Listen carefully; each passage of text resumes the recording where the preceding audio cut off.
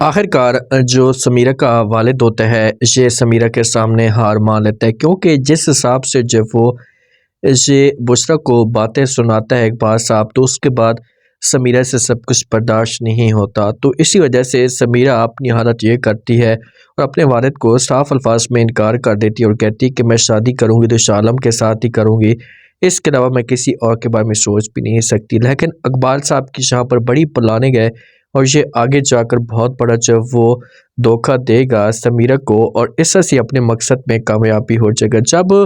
बुशरा आती है, क्योंकि बुशरा अपने बेटे के लिए कुर्बानी देना चाहती है और वो चाहती है कि भाई मेरे बेटे की खुशियाँ उसे हमेशा के लिए मिल जाए, तो इकबाल साहब के साथ आकर बात करती है। तो आगे से इकबाल साहब इससे खरी खरी बातें सुनाता है, तो इससे बहुत दुख होता है और ये नाउम्मीद होकर अपने घर में चली जाती है। जब इसे शालम देखता है तो शालम से सब कुछ बर्दाश्त नहीं होता और इधर समीरा की हालत ख़राब हुई पड़ी होती है। तो वालिद जब अपनी बेटी की इस हालत में देखता है तो इसे शगुफ्ता को अपने पास बुलाता है, इसके साथ बात करना शुरू कर देता है और कहता है कि देखिए शगुफ्ता,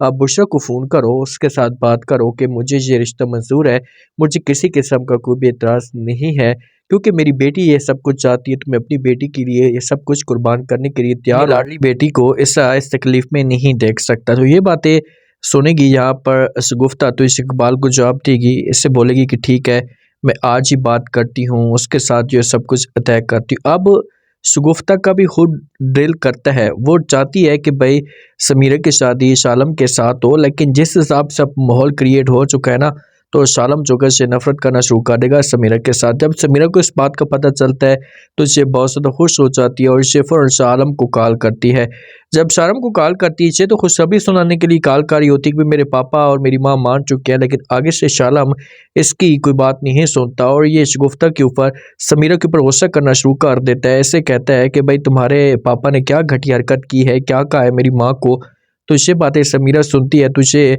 शालम को जवाब देती है, ऐसे कहती क्या मतलब तुम्हारा शालम, तुम कैसी बातें कर रहे हो, तुम मेरे पापा के खिलाफ इस तरह की ज़बान यूज़ नहीं कर सकते। तो शालम कोई बात नहीं सुनता, उसे कहता है कि मेरी माँ आपके घर में आई थी और आकर जो है वो आपके वालिद ने उसे ऐसा की बातें सुनाई हैं, जैसे कुछ ऐसा कहा है जिसकी वजह से वो घर में आती रो रही थी। तो ये बातें जब समीरा सुनेगी तो समीरा जो होगी ना, ये फिर जब वो शालम को बोलेगी अच्छा ठीक है, मैं अभी जब वो जाती हूँ कॉल कटने के बाद, आप दोबारा ऐसी बात मत करना, मैं जाऊँगी जाकर पापा के साथ बात करूँगी, उससे पूछूँगी, मम्मा से पूछूँगी कि आखिरकार क्या हुआ है।